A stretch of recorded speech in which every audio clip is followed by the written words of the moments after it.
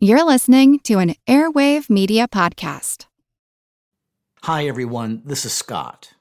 If you want to learn about the world's oldest civilizations, find out how they were rediscovered, follow the story of Mark Antony and Cleopatra's descendants over 10 generations, or take a deep dive into the Iron Age or the Hellenistic era, then check out the Ancient World podcast.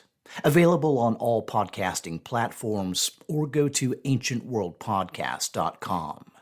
That's the Ancient World Podcast.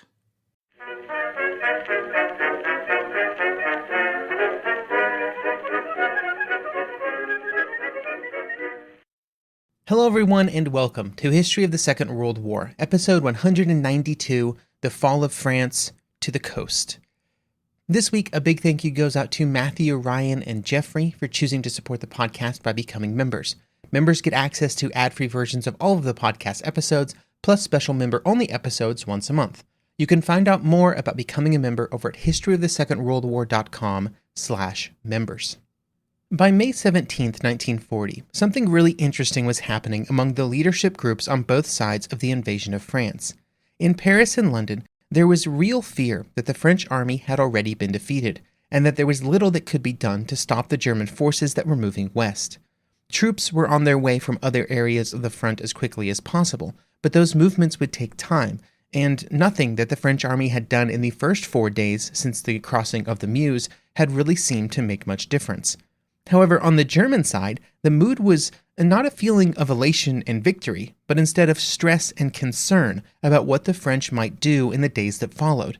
Since the very beginning of the campaign, there was concern among high-ranking German generals and political leaders that the German panzer divisions would be at a major risk of disaster as they advanced to the west. Most of this was due to the speed that they were able to push forward, with some of the panzer divisions making jumps of 50 kilometers or more in a single day. There were a very limited number of motorized infantry divisions that could keep up with that kind of pace, and so the armored spearheads were leaving the bulk of the German forces, which were infantry, behind. And so while the panzer divisions continued to move west, away from the Meuse, they were creating concerns among both German and Allied leadership for completely different reasons. However, unlike the French and the British, who did not feel like they could do anything to stop the German advance, the leaders on the German side absolutely could do something to stop the advance, and it was simply an order away. On May 17th, that order would be issued. Two of the primary drivers of concern among the German leadership were General von Rundstedt, the head of Army Group A, which controlled the sector of the front where the Meuse crossings had been made, and Adolf Hitler himself. For von Rundstedt, the reason for this concern was due to the French forces that were building up along the Aisne River to the south side of the growing German salient. These were the troops that were being brought in from the southern areas of the front, and which were trying to sort of line the southern end of the salient in the hopes that it would prevent it from expanding too much further west. Hitler shared these concerns, but that should also be mixed with Hitler's general reaction to such situations. Up to this point in the war, when things were going too well, he would often get cold feet, which had happened time after time over the previous years, even though in most cases he ended up going through with things. In many accounts, both during the war and after, German generals make it clear that it was Hitler and his personal order that caused this first halt on May 17th. Guderian would note his disappointment that it would be Hitler who would make this order after he had been so enthusiastic in his support of Manstein's bold plan before the beginning of the operation. I mean, Manstein's plan is the whole reason that the Germans were in this situation in the first place. Hitler had wanted a bold stroke until the bold stroke was in progress, and now he let caution get the better of him, at least in Guderian's mind. It is worth noting that not everyone at German High Command shared these concerns. For example, General Halder, chief of the General Staff, believed that fears of a French counterattack were largely overblown, and in fact the conservative actions proposed by Hitler and von Rundstedt would simply allow them to recover from the German attack so far and launch those feared counterattacks. Halder's problem is that even though he would advise against a halt order, there was little that he could really do to prevent some kind of halt order from being issued, if that's what Hitler wanted. He would try, with some attempts at, let's call it, creative interpretation, like by trying to alter the order from Hitler so that it only applied to rear area troops, basically anything but the armored spearheads. But this would not work. Instead, Hitler just reiterated what he wanted, and that was for the panzer divisions to stop immediately. While this did resemble some of Hitler's earlier moments of concern and caution throughout sort of his political and leadership of Germany period dating all the way back to 1933, it was new in one very important way, because this was the first time that Hitler had seriously interfered with the events of the invasion of France. During the first week of operations, his actions had been limited, and he had not truly altered the course of operations. But now he would decisively change the course of the campaign for the first, but not the last, time. Halder, in an attempt to give an alternative, suggested that if the concern was the French forces on the southern flank of the advance, why didn't Guderian just wheel south and attack them directly? This could solve two problems at once: prevent the kind of flank attack that Hitler and Rundstedt were so concerned about, while also preventing the issue that Halder was trying to avoid, which was the recovery of the French forces due to a pause in German operations. While these conversations were occurring at the highest echelons of German command, closer to the front, changes were being made. And during this time, the two panzer divisions that had started the war making their attacks in central Belgium, the 3rd and 4th Panzer Divisions, were able to finally move through the Gembloux Gap, which we talked about several episodes ago that the French had been defending. This was important because it allowed them to join up with the northern side of Hoth's Panzer Corps, which brought all of the panzer divisions in the south, which was, I believe, 9 armored divisions in all, together into one continuous line. This took the largest, most powerful concentration of German armored divisions so far in the war and just made it bigger. But no matter exactly how many armored divisions they put together in one spot, the core of the problem that was happening here was that when the German attack had been launched, there was a basic outline of what the armored divisions would do, but the exact specifics had not been agreed upon. This was most important for Panzer Group Kleist, which was on the southern end of the German forces that were advancing, and which was theoretically most at risk from a French counterattack.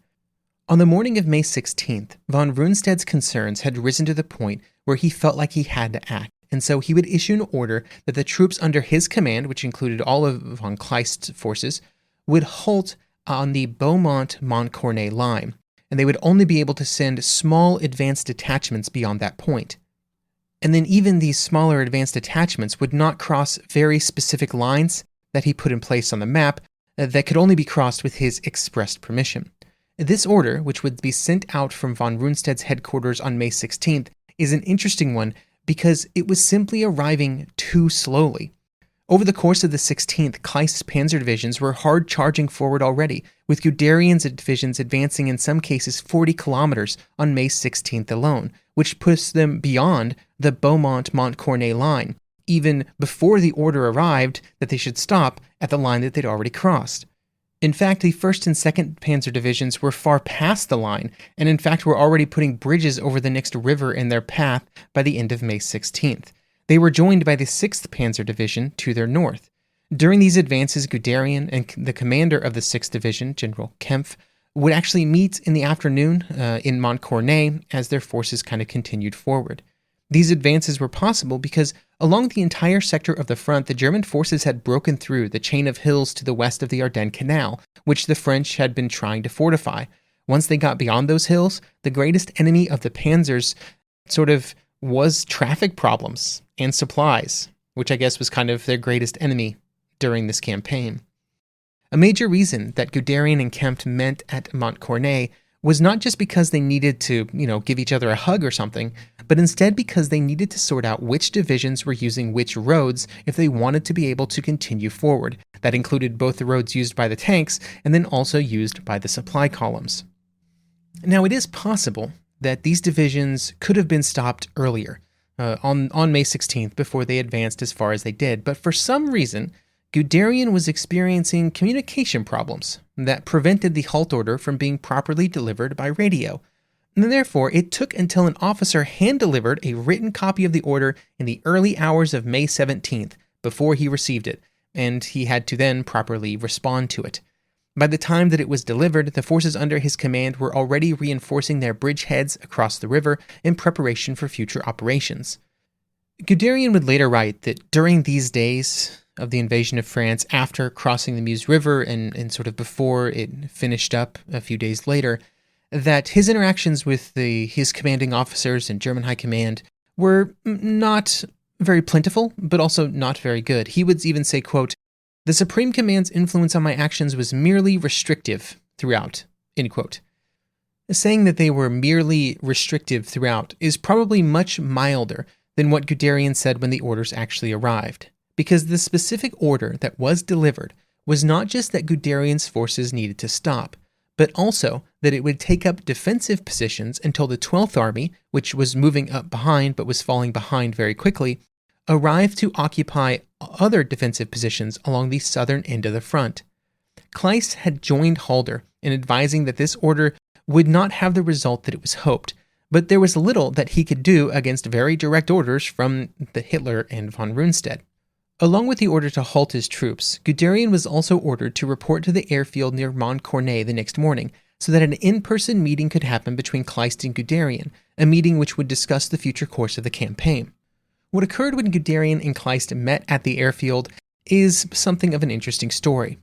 During their discussion, Guderian asked to be relieved of command, which Kleist accepted without hesitation. However, as news of this information cycled up the chain of command, there were concerns that such a resignation would not be a good idea given the current stage of the campaign and Guderian's place within it. Therefore, General List, the commander of the 12th Army, which was the army moving up behind Panzer Group Kleist, was dispatched to talk with Guderian. He was empowered to reinstate Guderian and to try and smooth things over a bit. As a bit of an olive branch, Guderian was told that he could launch a reconnaissance in force as long as he did not move his corps command forward from the position around Montcornet.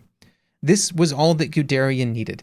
He was back in the game, baby, because the concept of a reconnaissance in force could be creatively interpreted to give him a tremendous amount of power when it came to what was actually going to happen.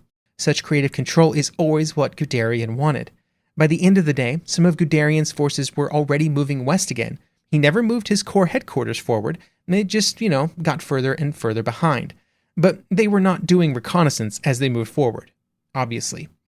I think at this point, it is clear that I generally agree with some of the German armor generals that the halt order was not a good idea, but there was some merit in at least slowing the advance of the armored divisions to the west, even if that merit was not found in the risks of a French counterattack.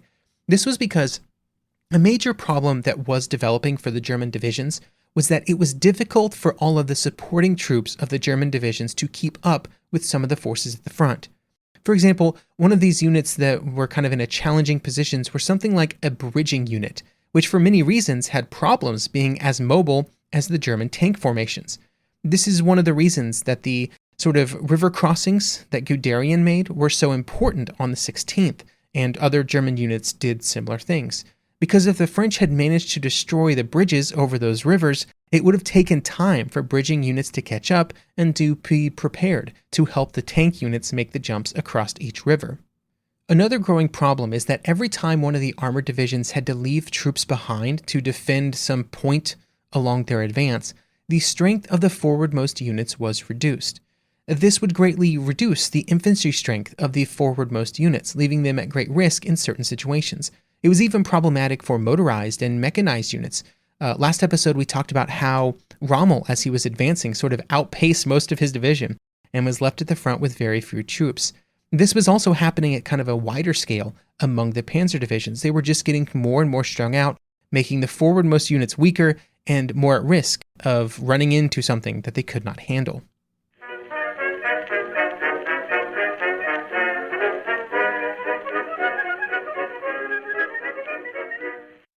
This show is sponsored by BetterHelp. Do you have self-care non-negotiables? I take a walk every day. Rain, shine, snow, it's happening. Maybe therapy needs to be one of those things. Maybe one of your days needs to be a therapy day. But it's sometimes hard to add yet another thing to the calendar, and that's where BetterHelp comes in. BetterHelp is entirely online, so you can do it from the coziness of your own home, or from anywhere else, for that matter. To get started, all you have to do is fill out a questionnaire, which will help match you with a licensed therapist. You can then switch therapists at any time. It's flexible, it's convenient, and it's just a few clicks away. So never skip therapy day with BetterHelp. Visit betterhelp.com/WWII today to get 10% off of your first month. That's BetterHelp, HELP.com/WWII.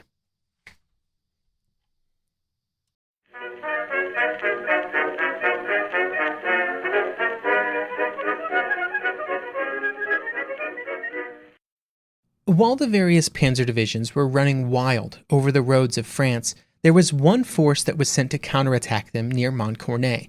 This force was the 4th Armored Division, commanded by Colonel Charles de Gaulle.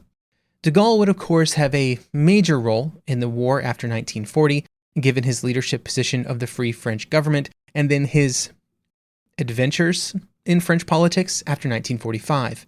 But before the war, he was mostly just seen as a relatively radical French military officer who was at odds with many of the commanders of the army, but he was still given command of the 4th Armored Division.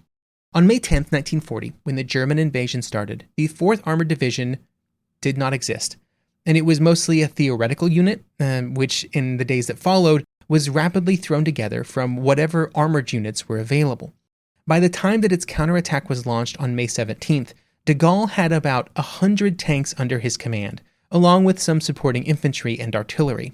The good news for the French is that when the attack did start moving forward, it would do so at what was maybe the best position along the entire front, as its attack route took it right behind the 1st Panzer Division that was still pushing forward, into exactly the gap that men like von Rundstedt and Hitler were so worried about, which were the areas behind the forwardmost Panzer Divisions, but in front of the larger group of German advancing support troops.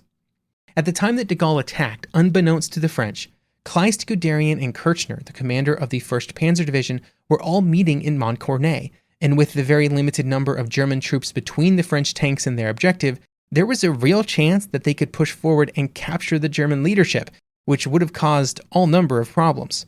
When the attack did go forward, the first part went pretty well, but the German forces were in part saved by the quick-thinking actions of a supply officer from the 1st Panzer Division, von Kaelmensegg. Kaelmensegg rapidly collected a group of engineers and other random troops that were in the vicinity and threw up a mine barrier. They were also able to collect a few anti-tank guns, some anti-aircraft guns, and even a couple of tanks that were on their way back to the front from a repair depot. The fact that all of these were thrown together by a relatively junior German officer, a supply officer nonetheless, pretty much saved the situation. Although I guess there was also the fact that the French were not advancing very quickly, or as quickly as they hoped. The problem was, again, fuel, because the French Char Bs did not have enough fuel to reach Montcornet, so they had to stop to refuel along the route. This refueling took several hours, and it gave the time for the German forces to put their line in order so that they could meet the renewed French advance. Eventually, the attack was called off after de Gaulle had lost 23 of his tanks on trying to advance further. They were nowhere close to Montcornet.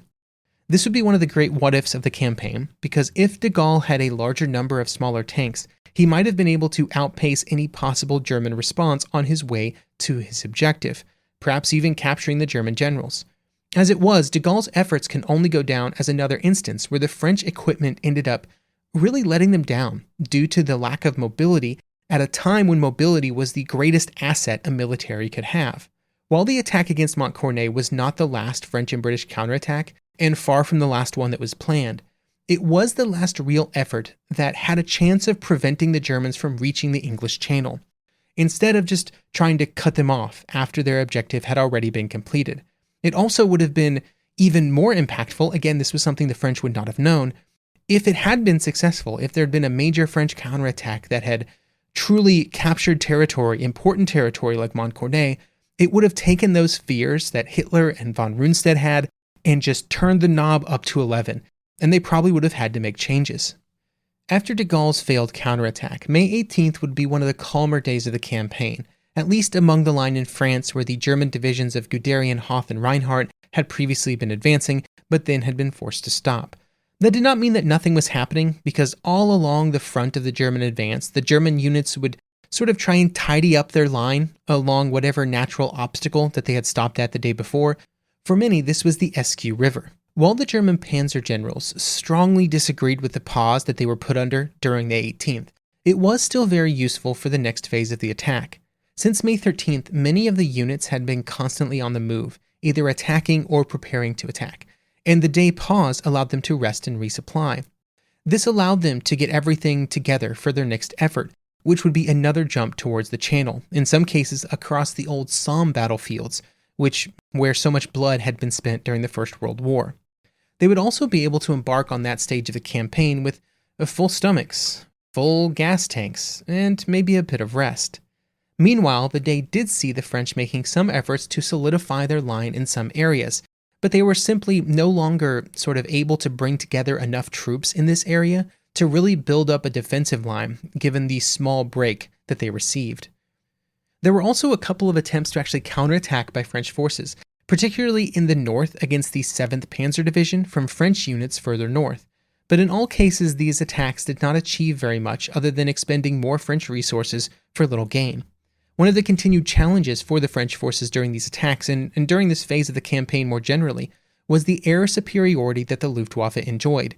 This made it difficult to get any kind of air support from British and French aircraft, while also making German air attack a constant point of concern and danger, meaning that in many cases the French and British had to try and move at night and kind of hide a little bit during the day. But bigger plans were afoot at French high command, with Gamelin beginning to plan for a major French and British counterattack with the goal of terminating the German advance entirely. He just had to find the troops to make it happen, which was difficult by this point in the invasion, but not impossible. What Gamelin did not know is that manpower was not his biggest problem, but instead time. Because on May 19th, the German advance to the Channel would resume, with Halder at German High Command giving permission for the advance to resume in full. All of the forwardmost panzer divisions would begin a frantic series of advances over the following 2 days, headlined by the efforts of the 1st and 2nd Panzer Division and their push for the coast. Over the course of those 2 days, some of the panzer divisions would advance a staggering distance, including a push by the 2nd Panzer Division on May 20th, which would see it end the day at the mouths of the Somme River at Abbeville. And these forces that had reached Abbeville were far from the only problems for the French and British, because 3 German Panzer Corps were all involved in this advance, and they had all split up into 3 different groups which were advancing along 3 different axes, from Guderian's forces on their way to Abbeville in the south, and Hoth's forces moving towards Arras, while Reinhardt's was in sort of the center of them moving forward. Along the path, the German forces would once again experience brief periods of staunch resistance from French and British units, but they were all hampered by the fact that they had little firepower and basically no support. This did result in some instances that were quite costly for the Germans. For example, on the 20th, the 7th Panzer Division would run into French forces around the city of Arras, which caused casualties as high as any other day in the campaign. But nothing could be done to stop the Germans entirely. And while forces of the 2nd Panzer were the first to reach the coast at Abbeville, others followed rapidly, while some units who had reached Abbeville and other places began to also fan out along the coast. This included some units moving north from Abbeville, some moving south, like those towards Amiens. At Amiens, the Germans were also able to capture bridges over the River Somme, which would be so important for their future operations. While the German advance was restarting on May 19th, Gamelin was performing his last acts as the commander of the French army. He drafted his orders for Georges' troops to prepare for their counterattack from the north, something he'd actually wanted General Georges to do, but he did not seem capable. The result was Order Number 12, which in general was a counterattack combining a movement by the forces of the French army in the north, along with British forces in the area, and these troops would attack south, hoping to push south to cut into the German advance and to cut it off. At the same time, the forces of the French 6th Army, freshly arrived from southern France, would attack north from the Somme River. If everything went well, the 2 forces would meet and cut off the advanced German forces entirely, and then things would just go very well. It was exactly the kind of major counterattack that the Germans were afraid of. Gamelin would then end the order with the words, quote, "Everything now is a question of hours," end quote.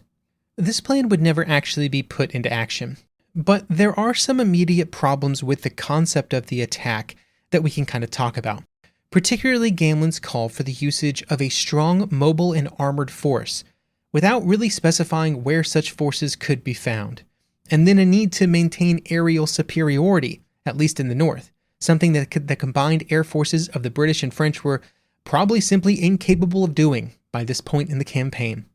The reason that we will never know what the result of this attack would have been is due to the fact that at 9 p.m. on May 19th, Gamelin was relieved of command.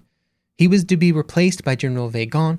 Along with Gamelin's dismissal, Daladier was also removed from his position of Minister of Defense, and he would be replaced by the retired Marshal Pétain. Don't worry, there's going to be more on him in later episodes. Weygand was nothing if not confident that he could save the situation, and he made it clear that he would immediately cancel Gamelin's planned counterattack, even though the orders had already been distributed before Gamelin's dismissal. He instead planned to launch his own operations, but would need to find some time to really look at the shape of the situation and to figure out what he wanted to do. What he found kind of surprised him, because he found that there was a general lack of information about what was happening at the front, and the large amounts of contradictory information that he did have made it really hard for him to make decisions. He also felt that Gamelin had been at least partially concealing how bad the situation really was. Gamelin would later claim that when he left his headquarters, he would be accompanied by Weygand, who would show him a folder and say that, quote, "I have the secrets of Foch," alluding to Marshal Foch, one of the heroes of the First World War for the French, who Weygand had been a staff officer for during the First World War. Gamelin would then write that, quote, "I could have retorted that I had those of Joffre and that they had not sufficed for me, but Marshal Joffre had no secrets," end quote. This story seems 100% apocryphal to me. I don't think that's present in any other sources. It's really neat and tidy. But let's just be honest here. I'm a sucker for anything in the Second World War that relates back to the First World War. And I don't think there's any better kind of story to explain the failures of the French army in 1940 than this almost certainly apocryphal anecdote. These are two of France's leading military generals, one that was in command when the invasion started, one that would be in command when the French surrendered. And instead of doing anything else, they are calling back to the days of their relative use when they were the chiefs of staff of the French heroes of the First World War. Even here in the moment of great crisis, even here at the moment where they so desperately needed to try something new, they were looking back instead of forward. Thank you for listening to this episode, and I hope you will join me next episode as the invasion of France continues. Weygand will try to launch his counterattack. It won't go well, and somehow things get even worse for the British and French, even at a point where you start to think that's no longer possible.